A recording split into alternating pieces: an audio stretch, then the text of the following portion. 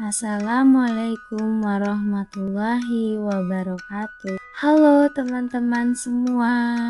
Perkenalkan, nama saya Salwa Devi, mahasiswi dari jurusan Manajemen Bisnis Syariah di Universitas Tazkiyah. Senang sekali bisa bertemu kalian di video ini.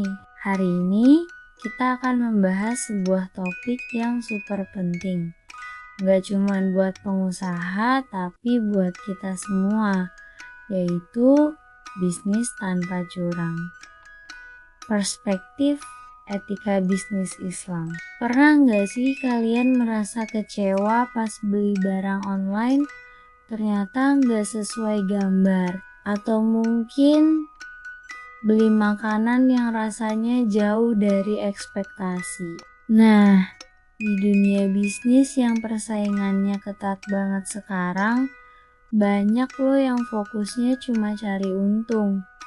Sampai-sampai rela melakukan berbagai kecurangan, mulai dari manipulasi kualitas produk, kasih info yang gak benar, sampai mainin harga seenaknya. Padahal dalam Islam, bisnis itu bukan cuma soal untung rugi. Bisnis adalah bagian dari ibadah. Makanya ada yang namanya etika bisnis Islam, yaitu seperangkat aturan yang bersumber dari Al-Quran dan hadis, yang nuntun kita buat berbisnis dengan jujur, adil, dan penuh tanggung jawab. Tujuannya apa? Bukan cuma dapat cuan, tapi juga dapat berkah dan memberikan manfaat buat semua orang, dari konsumen, mitra bisnis, sampai masyarakat luas. Kita semua tahu Rasulullah SAW adalah teladan terbaik dalam berbisnis.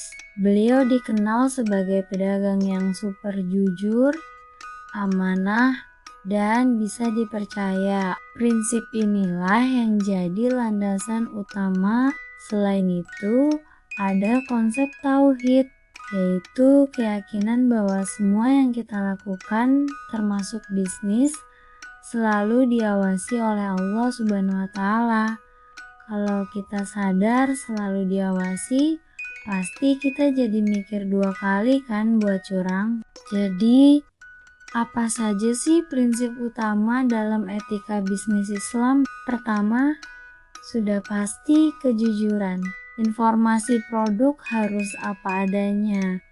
Kalau ada minusnya, ya sebutkan, jangan cuma delebel-lebihkan keunggulannya. Kejujuran ini yang bakal membangun kepercayaan jangka panjang. Kedua, keadilan. Artinya, jangan merugikan pihak lain. Harga harus wajar, jangan mentang-mentang lagi viral. Harganya dinaikkan gila-gilaan, itu namanya zalim. Ketiga, amanah dan tanggung jawab. Kalau sudah janji A, ya penuhi A.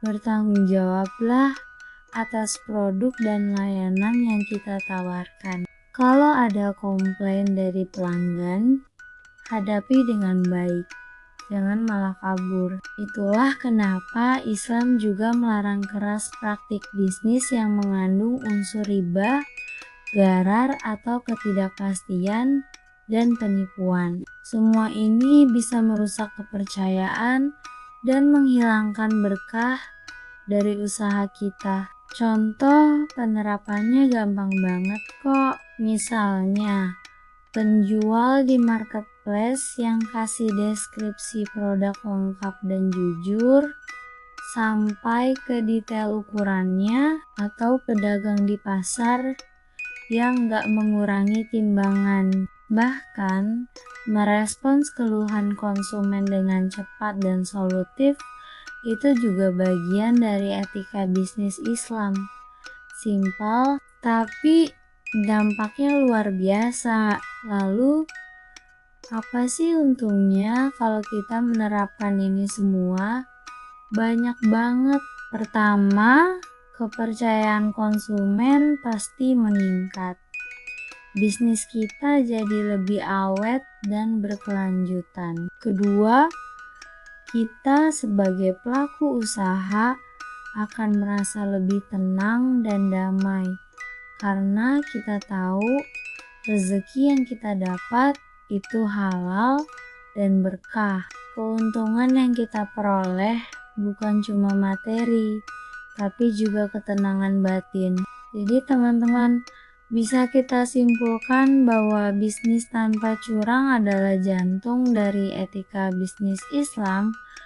Sukses dalam bisnis itu bukan cuma soal seberapa besar omzet kita, tapi seberapa besar kejujuran, keadilan, dan tanggung jawab yang kita pegang teguh. Dengan menerapkan prinsip-prinsip ini, kita nggak cuma bisa sukses di dunia, tapi insya Allah juga mendapatkan keberkahan untuk di akhirat kelak. Semoga video ini bermanfaat ya buat kita semua.